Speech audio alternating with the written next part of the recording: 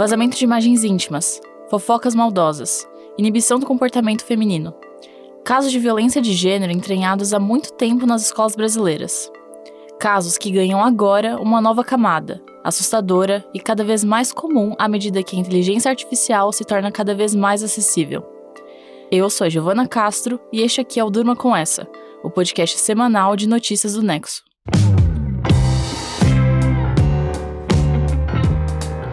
O programa dessa semana tem também Isadora Rupp falando sobre o adiamento da sabatina de Jorge Messias para o Supremo, e João Paulo Charlot comentando os preparativos de países europeus para uma eventual guerra com a Rússia.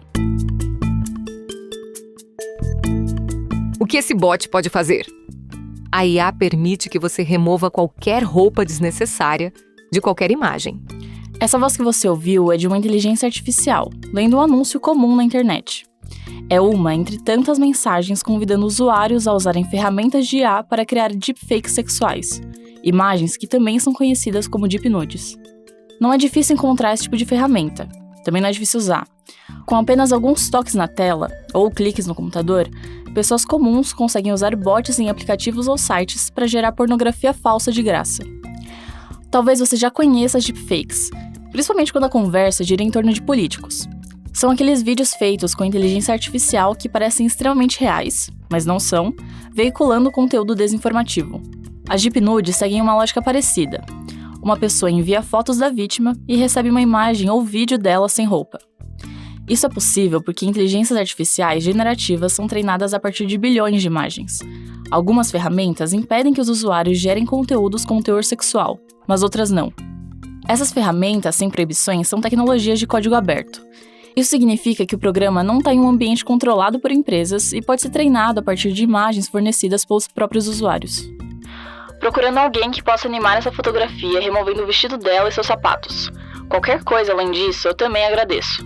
Obrigado. Já essa é uma das mensagens que aparecem num fórum dedicado a pedidos para alterar imagens em um dos maiores chans da internet. Na imagem indicada pelo usuário, uma mulher completamente vestida aparece tirando uma foto de frente para o espelho. O vídeo recebido em troca é curto e mostra a mesma imagem por alguns segundos, antes da mulher começar a tirar a própria roupa e ficar nua. Chans são fóruns de discussão anônimos. Nesse caso, os usuários fazem seus pedidos em um fórum dedicado a deep nudes, acompanhados de imagens e recebem vídeos explícitos em troca. São fotos comuns de mulheres, em que elas aparecem com amigas ou sozinhas e que são transformadas em pornografia logo em seguida. Todos esses vídeos são curtos, e alguns são mais realistas do que outros. A maioria dos perfis pede para que as mulheres nos vídeos participem de atos sexuais com outros homens ou mulheres, e os pedidos são atendidos. Casos envolvendo deep nudes começaram a ficar em evidência em 2018, mas infestaram mesmo a internet a partir de 2022. Foi mais ou menos durante essa época que pessoas como eu e você passamos a ter acesso facilitado a modelos de IA, como o Stable Diffusion, que permite criar imagens a partir de textos. Rapidamente, esses modelos também ajudaram a criar conteúdos sexualmente explícitos. Um relatório divulgado pela empresa americana ActiveFans apontou que entre 2022 e 2023, a geração de imagens de deep nude aumentou 87%. Em 2025, pesquisadores da Universidade de Oxford conduziram uma outra pesquisa, que analisou cerca de 30 mil ferramentas de IA deepfake disponíveis. Eles chegaram a algumas conclusões. Que essas ferramentas foram baixadas quase 15 milhões de vezes desde o final de 2022, que o processo de criação de deepfakes era amplamente acessível e também que 96% desses modelos visavam mulheres. Algumas das vítimas eram mulheres que tinham contas em redes sociais com um número relativamente pequeno de seguidores. Outras eram celebridades. A maioria dos casos, aliás. A cantora Taylor Swift, por exemplo. Em 2024, imagens falsas da estrela pop em situações sexuais começaram a ser veiculadas na rede social X e no Telegram. A situação ganhou uma dimensão tão grande que buscas pelo nome de Swift foram bloqueadas no X por alguns dias. Já no Brasil, a deputada federal Tabata Amaral, do PSB, e a economista Marina Helena, do Novo, foram vítimas de deep nudes sexuais em setembro de 2024, quando as duas concorriam à Prefeitura de São Paulo. Foram utilizadas imagens que eram públicas para gerar fotos falsas em que elas aparecem nuas. As imagens alteradas circulavam em grupos no WhatsApp e no Telegram e foram postadas em um site de pornografia. A agência Lupa apontou que as fotos editadas de Tabata Amaral somavam cerca de 145 mil visualizações nesse site. Existem casos ainda mais graves, por envolverem crianças e adolescentes. São casos que muitas vezes acontecem no próprio ambiente escolar. Uma pesquisa do Center for Democracy and Technology mostrou que em 2024, cerca de 15% dos alunos de ensino médio de escolas americanas conheciam alguém que foi vítima de uma deep nude. Outro mapeamento, dessa vez feito pela ONG SaferNet Brasil em outubro, apontou 72 vítimas de deepfakes sexuais em escolas de 10 dos 27 estados do país. E para além dos avanços tecnológicos, o que está por trás desse cenário? O que torna as mulheres tão vulneráveis a algo aparentemente tão incontrolável?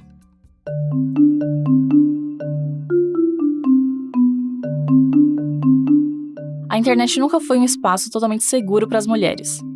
Um relatório da Unesco de 2023 apontou que 58% de meninas e jovens ao redor do mundo já foram vítimas de violência online em plataformas digitais.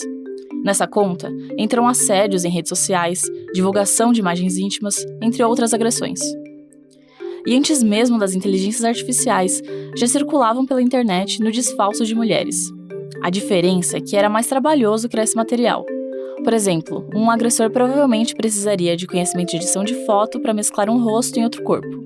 Uma das maiores autoridades sobre o assunto no Brasil é a Mariana Valente, autora do livro Misoginia na Internet, diretora do Centro de Pesquisas Internet Lab e professora da Universidade de St. Gallen, na Suíça. Eu entrei em contato com ela para entender o que nos levou às deep nudes. E a Mariana explicou que, quanto mais o tempo passa, mais difícil é falar em violência de gênero fora ou dentro da internet, já que os ambientes são cada vez mais imbricados.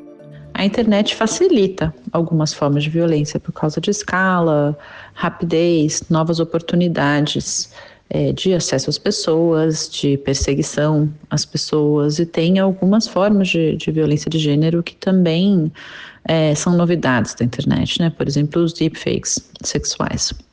São coisas que não existiam antes das tecnologias que permitiam que isso acontecesse, né? Montagens podiam existir, mas não com esse nível de proximidade da realidade. Essas violências também podem ser divididas em algumas categorias. Existem as violências relacionadas à sexualidade, como a disseminação não consentida de imagens íntimas, as deepfakes sexuais, xingamentos, ofensas, ameaças, o que a gente chama de dogpiling, que são muitas pessoas atacando uma pessoa. E a gente tem a violência política de gênero, que é a violência que se dá contra pessoas politicamente ativas e que normalmente recebem são alvo de um tipo de violência específica justamente por essa característica de ser mais ativas, né? De se colocar no espaço público e com isso romper uma norma de gênero específica, que é a da discrição, de não se colocar, né, no espaço público, estar confinada ao espaço privado. A Mariana também explicou que a violência de gênero afeta de maneiras diferentes grupos diversos. Essa violência de gênero, fora da internet, mas também nela, é interseccional. E quando a gente observa como ela se dá na internet, a gente vê isso com bastante clareza, que em intensidade, em quantidade, mas também qualitativamente, o tipo de violência que mulheres negras, mulheres trans recebem, mulheres lésbicas, é muito diferente. E ela pode acontecer em diferentes espaços na internet, seja em aplicativos de conversa que a gente usa o tempo todo, seja em redes sociais. A gente vê muito grupos de WhatsApp, grupos de Telegram ou intimidações acontecendo por mensagem mesmo. E o tipo de violência que acontece nas redes sociais pode ter esse caráter mais forte de ficar mais público, né? E por outro lado, a gente também está falando de uma situação em que não só existe a moderação do conteúdo pelas empresas que são donas dessas redes sociais, o que não existe ou não existe de uma forma tão facilitada nos aplicativos de mensageria, como também da possibilidade de remoção desse tipo de conteúdo. Lembra dos dados da SaferNet sobre as deepfakes sexuais nas escolas? Então, a Mariana explicou que a disseminação de imagens íntimas nos ambientes de ensino já é um problema de muito tempo, baseado em vazamento de imagens íntimas, intimidações por comportamentos sexuais e por aí vai. Essa questão da sexualidade é muito presente nas formas de violência contra principalmente adolescentes. Tem uma coisa que a gente observa nas pesquisas qualitativas, que é que adolescentes podem demorar muito para levar esse caso para professores, adultos em geral. Tem um medo muito grande de revitimização por parte das meninas e também acontecendo num espaço de exploração sexual, de imaturidade. Essa violência vai adquirindo contornos próprios, né? Ela acontece de uma forma muito intensa. E a Mariana trouxe outro ponto. O fato de que mulheres mais jovens, que estão mais conectadas à internet, sofrem mais com a violência de gênero digital. E como isso também deve influenciar escolas a repensarem algumas estratégias. Isso aponta para a imensa necessidade da gente discutir não só a literacia digital, mas também de gênero, para os espaços institucionais também estarem preparados para acolher esse problema. A gente vê que quando acontecem problemas como as deepfakes sexuais, é muito comum ver uma escola desesperada, não sabendo o que fazer, não sabendo como encaminhar com as vítimas, com os agressores, e pensar nisso antes, ter protocolos, ter treinamentos, ter essas conversas em sala de aula, ter espaços claros que façam com que as vítimas possam ser acolhidas e se sintam acolhidas quando acontecer alguma coisa desse tipo, é muito essencial.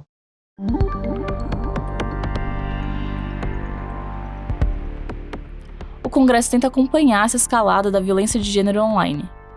Uma das primeiras medidas veio em 2008, quando uma lei alterou o Estatuto da Criança e do Adolescente para tipificar como crime a simulação da participação de menores em cena de sexo explícito ou pornográfica por meio de adulteração, montagem ou modificação de fotografia, vídeo ou qualquer outra forma de apresentação visual. Em fevereiro de 2025, um projeto de lei foi aprovado na Câmara dos Deputados.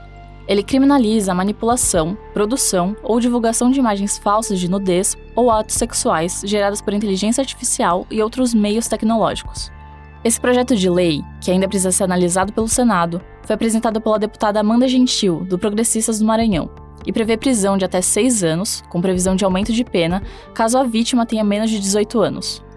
Em abril, o presidente Luiz Inácio Lula da Silva sancionou um projeto de lei da deputada Jandira Fegali, do PCdoB do Rio, que tornou o uso de inteligência artificial ou de qualquer outra tecnologia que altere imagem ou voz uma circunstância agravante para o crime de violência psicológica contra a mulher. Ou seja, a legislação penal já parece se mexer no sentido de encarar a violência de gênero online, mas a lei não é aplicada na prática. Ninguém é punido e as imagens continuam infestando a internet.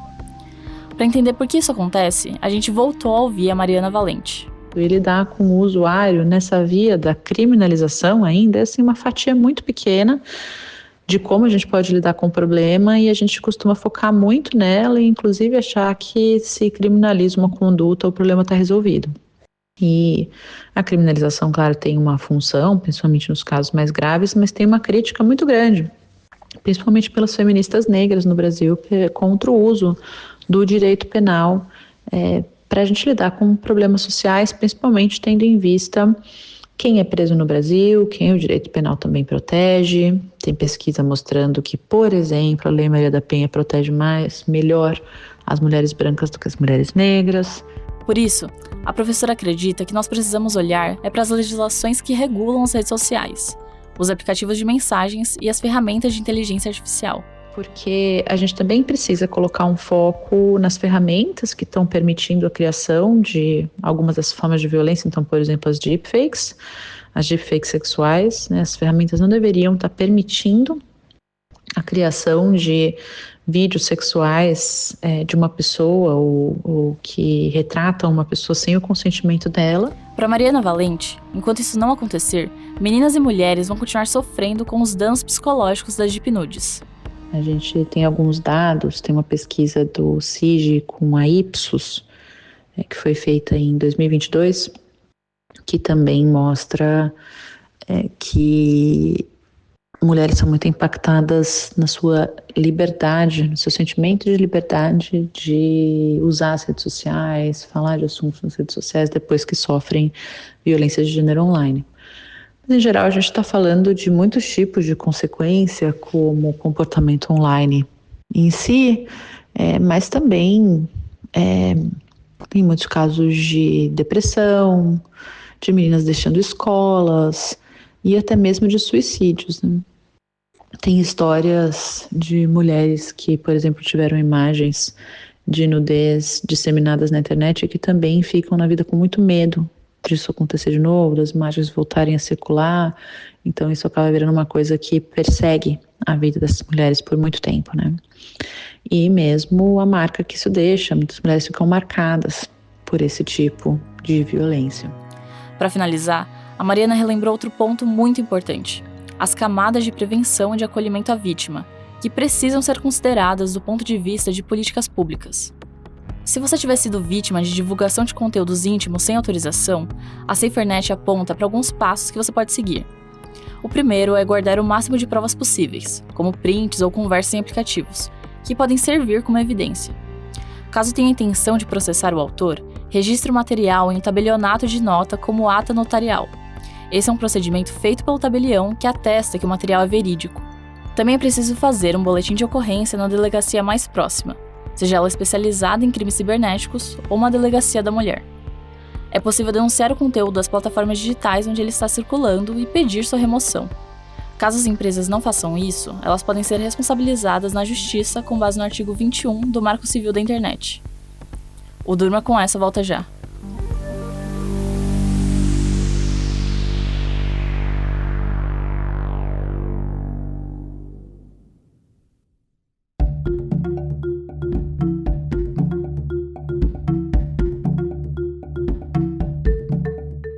O presidente do Senado, Davi Alcolumbre, desmarcou a sabatina do advogado-geral da União, Jorge Messias, para a vaga deixada por Luiz Roberto Barroso no Supremo Tribunal Federal. Essa sabatina estava marcada agora para o dia 10 de dezembro e vai ficar para 2026. Essa nomeação é um impasse que tem se arrastado desde outubro e que estremeceu as relações entre Alcolumbre e o presidente Lula. A Isadora Rupp vem aqui no bloco De Olho na Política explicar essa história. Isadora, por que a nomeação do Messias incomodou tanto Alcolumbre? O Alcolumbre defendia a nomeação do senador Rodrigo Pacheco, do PSD, o que não estava nos planos do Lula. O presidente do Senado tem uma aliança pragmática com o Planalto, algo que não é formal, mas que dava um certo sossego para o Lula na casa, principalmente na comparação com a Câmara dos Deputados. O Alcolumbre disse para a imprensa que ficou chateado de não ter sido comunicado previamente da escolha do Messias. Então ele começou a agir para sabotar o seu nome no Senado, que é quem sabatina e aprova o nome dos indicados para o Supremo. Mas a escolha do ministro é uma prerrogativa do presidente da República. E esse adiamento da sabatina foi uma boa ou uma má notícia para o Lula? Tem diferentes leituras sobre essa situação. Do ponto de vista de Lula, de um modo mais otimista, dá para dizer que o adiamento foi bom, porque o Messias estava com dificuldade para conseguir os 41 votos necessários para aprovação em tão pouco tempo, ainda mais diante da oposição aberta do presidente do Senado. Olhando do ponto de vista mais pessimista, pode ser que o mal-estar se prolongue, porque o Alcolumbre já mostrou que não tem nada resolvido. Ao desmarcar a sabatina, ele inclusive criticou o governo por não ter enviado uma mensagem formal para o Senado indicando o Messias, sem a qual, em tese, não daria para começar os trabalhos. O Alcolumbre também volta a ter esse poder de barganha por mais tempo. O presidente do Senado pode sentar em cima da indicação e deixar passar meses sem botar para votar, como ele inclusive fez com o ex-presidente Jair Bolsonaro em 2021, quando comandava a Comissão de Constituição e Justiça da Casa e travou a aprovação do hoje ministro André Mendonça. A ver como tudo isso se desenrola.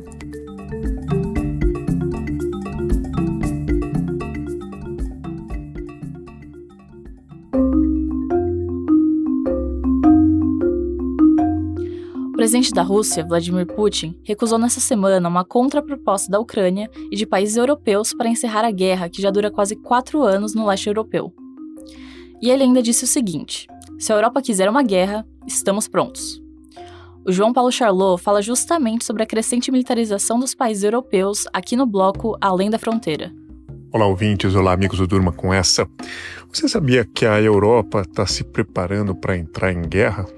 Sabia que a França ampliou o recrutamento militar entre os jovens, que a Dinamarca tornou obrigatório o alistamento de mulheres, que a Finlândia está convertendo ginásios subterrâneos em abrigos nucleares e que tem escola na Polônia ensinando jovens a partir dos 14 anos a atirar com fuzil. Pois é, eu acho que as notícias não chegam muito por aqui, mas basta abrir qualquer jornal europeu para ver que o velho continente está numa febre irreversível, esperando um confronto com a Rússia de Vladimir Putin. Todo esse preparativo é uma reação aos sobrevoos de drones russos em países europeus que fazem fronteira com a Ucrânia, além da incursão de embarcações enviadas por Moscou às águas territoriais britânicas, sem contar as sabotagens feitas por hackers ligados à Rússia. A Europa tem certeza de que a guerra movida por Putin na Ucrânia pode se espalhar pelo restante do continente. E é o fato de não saber mais se pode contar com os Estados Unidos que está fazendo líderes europeus se prepararem aceleradamente para esse conflito projetado. Se você acompanha esse tema, ou mesmo se não sabe nada sobre isso, talvez queira dar uma olhada na coluna que eu publico essa semana sobre esse assunto no Nexo Jornal. Se você quiser se aprofundar nos temas que a gente tratou no programa dessa semana, entre em nexojornal.com.br. Da violência de gênero na internet, passando pela queda de braço em torno do novo ministro do Supremo, até chegar nos preparativos dos países europeus para a guerra, durma com essa.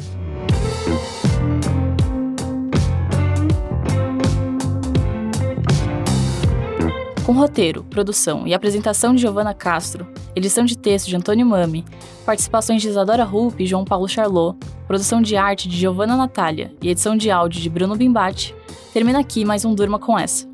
Até a próxima semana.